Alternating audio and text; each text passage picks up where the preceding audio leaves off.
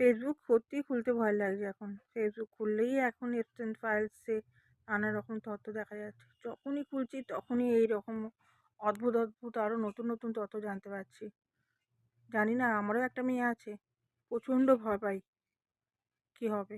আর দিন এখন যে পরিমাণে মুম্বাই, দিল্লি মেয়ে কিডন্যাপিং হচ্ছে, শুধু বাচ্চা মেয়ে না, মহিলাও।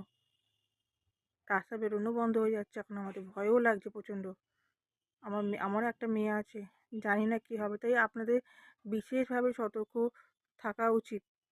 আমিও আছি, আপনারাও থাকুন।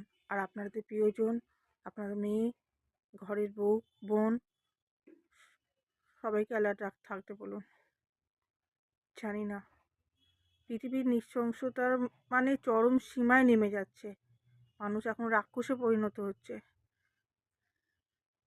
এখন আবার মানুষ চিকেন মাটন ছেড়ে, বিফ ছেড়ে মানুষের মাংস খেতে আগ্রহী। মলে, এমনকি দুবাই মলেও হিউম্যান বিফস পাওয়া গেছে। জানি না কী হবে। সত্যি খুব ভয় লাগে এই সমস্ত দেখছি। খেতেও ঘেন্না করছে, খাওয়া দাওয়ার উপরে যেন একটা ঘেন্না চলে আসছে। এতটা আপসেট হয়ে পড়েছি। ছোটো ছোটো বাচ্চা মেয়ে, তাদের কী পরিমাণে তাদের উপর অত্যাচার, তারপর তাদের কিমা করে খাওয়া হচ্ছে। ছি ছি ছি।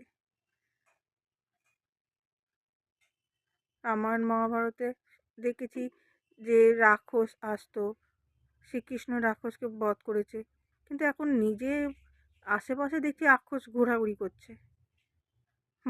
মানুষের মাংস খাচ্ছে। কলি শেষ।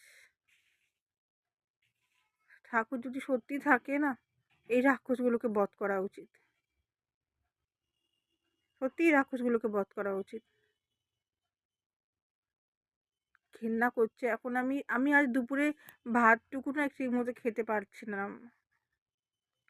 কিরম মানে গা ঘিনঘিন করছে দেখে, সমস্ত খুব ঘেন্না করছে। আর এত কষ্ট হচ্ছে ছোটো ছোটো বাচ্চা বাচ্চা মেয়েদের উপরে, এত পরিমাণে অত্যাচার। তাদের সঙ্গে পশুর মতো, মানে পশুকে বোধহয় এতটা অত্যাচার করে না। ছি ছি ছি। আপনারা ভালো থাকুন, সুস্থ থাকুন। আর আপনার মেয়েদের, বাড়ি ছোটো ছোটো বাচ্চাদের নিজের সঙ্গে করে রাখুন।